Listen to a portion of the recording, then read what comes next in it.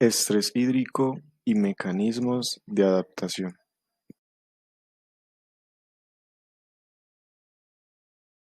El agua para las plantas no solo es importante por ser fundamental para el proceso de fabricación de su propio alimento, denominado fotosíntesis, sino que de él se descarta el oxígeno que es liberado a la atmósfera.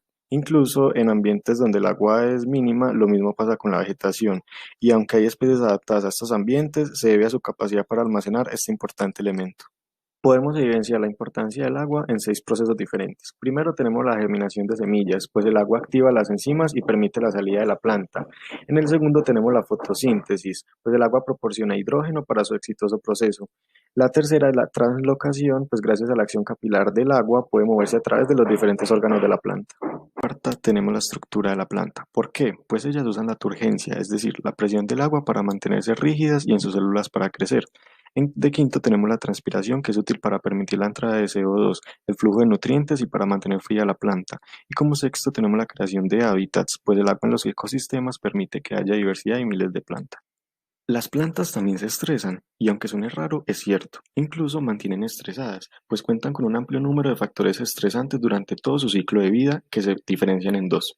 Los factores bióticos como insectos, herbívoros, etc. y factores abióticos como lluvias, altas temperaturas, entre otros.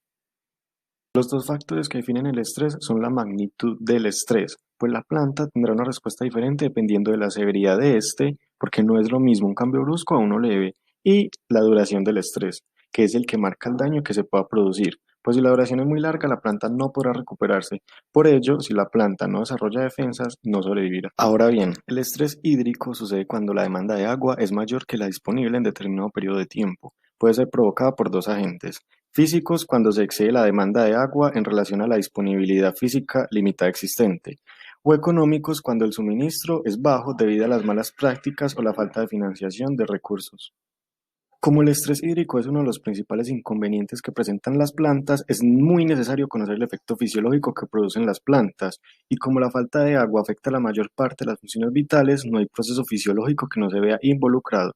Este estrés se produce en ambientes donde la tasa de transpiración supera la disponibilidad de agua en la planta. La mayor parte del agua absorbida por la planta a través de sus raíces se pierde por transpiración, y tan solo entre el 1 y el 3% es usada para procesos metabólicos. La falta de agua es una cadena que puede generar muchos más problemas en la planta. Es por ello que es el principal factor limitante para el desarrollo y crecimiento de las plantas C3 y C4. Un cultivo con estrés hídrico rápidamente pierde potencial de rendimiento. Más adelante sabremos que, a falta de agua, la planta cierra sus estomas, lo que interrumpe el intercambio de gases, y esto deja a la planta sin azúcares disponibles. A causa de esto, la planta no producirá hojas, macollos o espigas que debería, por ende, no habrá cosecha.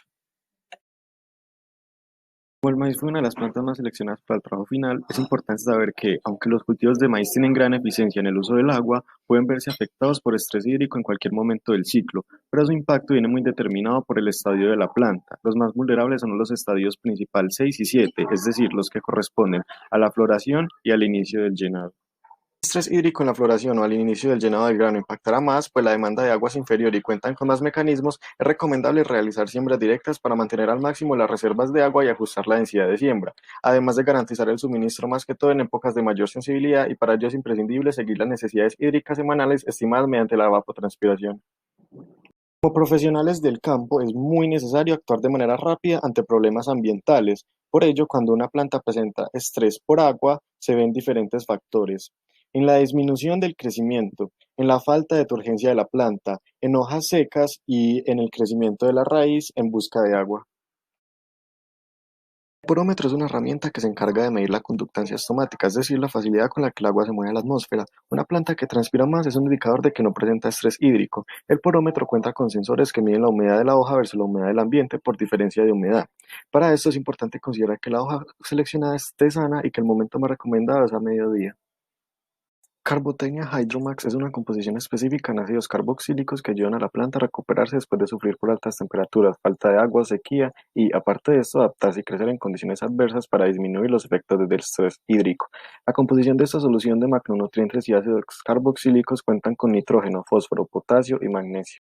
La relación entre el agua absorbida y el agua perdida es llamada balance hídrico o balance del agua en la planta, que se cuantifica correctamente como potencial de agua o hídrico.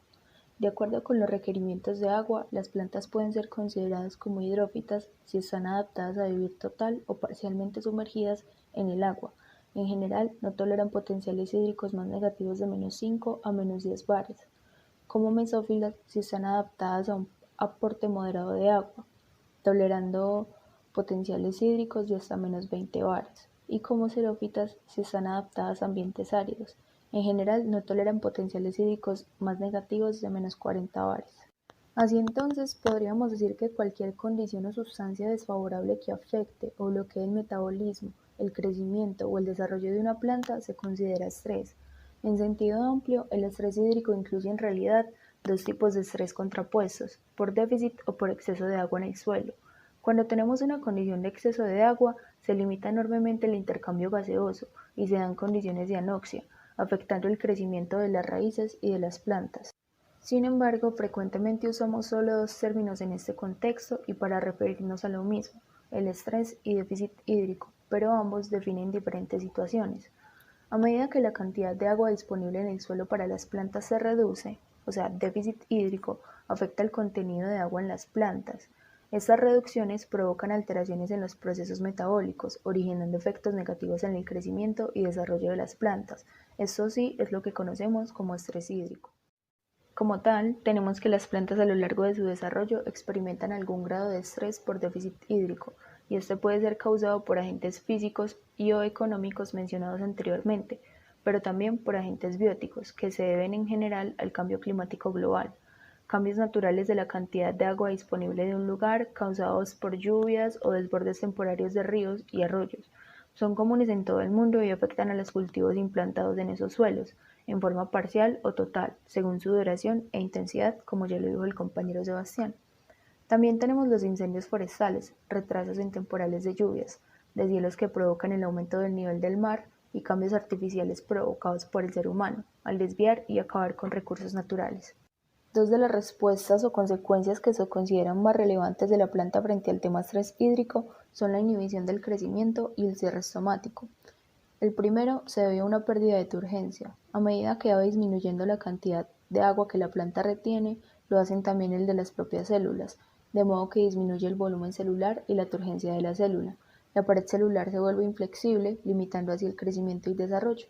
Y el segundo está desencadenado por el ácido abscísico, una hormona vegetal que se produce principalmente en los tejidos vasculares. Cuando la planta deja de recibir agua de las raíces, activa el ácido de su citoplasma, que viajará hasta las hojas estimulando el cierre estomático. Esto produce una disminución de la tasa transpiratoria y por ende del agua consumida por la planta.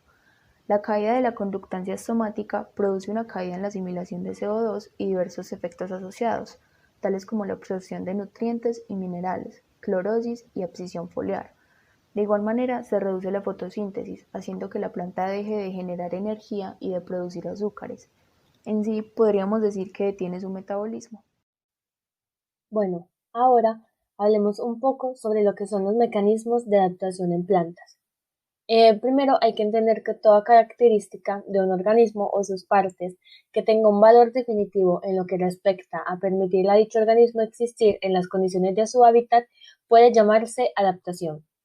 Tales rasgos pueden asegurar cierto grado de éxito, ya sea permitiéndole a la planta hacer uso total de las cantidades de nutrimento, agua, calor o luz disponibles, o bien confiriéndole un alto grado de protección contra algunos factores adversos, como lo son las temperaturas altas, la sequía y los parásitos.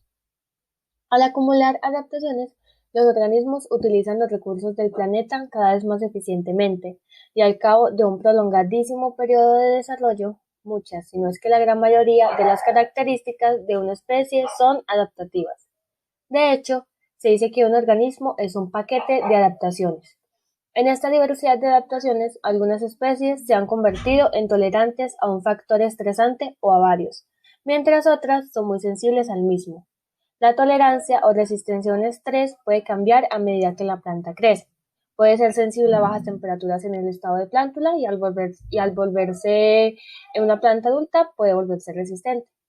La falta de adaptación puede provocar el desmedro del organismo o su muerte, y aún la desaparición de la especie. A la capacidad de adaptación de una especie se le denomina plasticidad. como por ejemplo las plantas de lugares muy secos se retraen y se cubren de capas protectoras. Las plantas que viven en lugares húmedos se desparraman y se abren. Las plantas de lugares fríos se redondean y se espesan. Las plantas de lugares cálidos se adelgazan y se aclaran. Las plantas de sitios ventosos se aferran al suelo y lo cubren como un manto. Las plantas de sitios muy iluminados se cubren de pelos blancos para reflejar la luz. Las de sitios oscuros se enrojecen ya que los pigmentos rojos son capaces de captar la luz débil o desarrollan lentes que la contraen. Las plantas de los lugares muy pobres en nutrientes se hacen carnívoras y las de lugares con poco oxígeno se ahuecan y desarrollan tubos respiratorios. Todos estos son ejemplos de mecanismos de adaptación.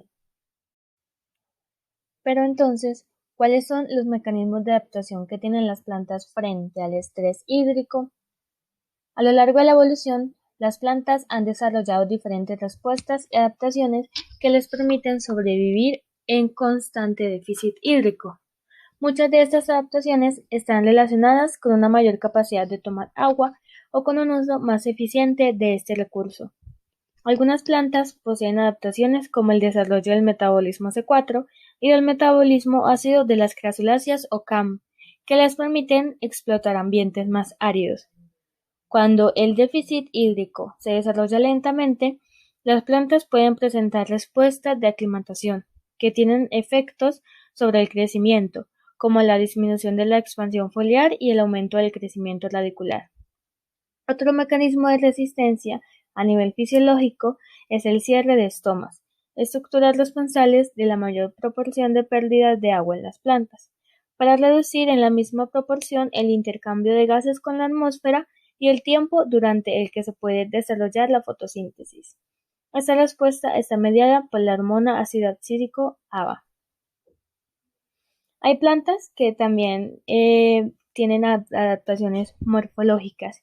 Estas se caracterizan por su forma redondeada o esférica, con ramas de gran densidad, raíces extensas y presencia de espinas.